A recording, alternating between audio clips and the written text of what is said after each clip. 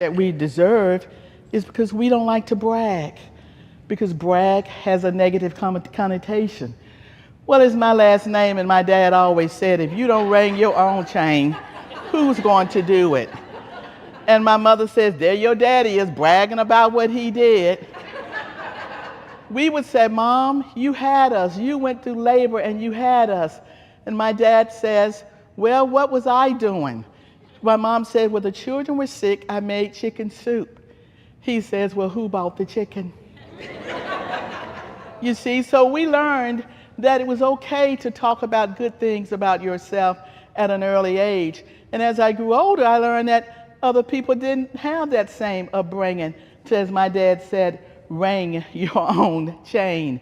But ladies, if you don't learn to do that, no one's going to say, I have just a promotion for you. Come on in and take it. We know that studies have said that if there's a job with 10 qualifications, a man would apply if he has how many? 1. And we as ladies won't apply if we lack 1.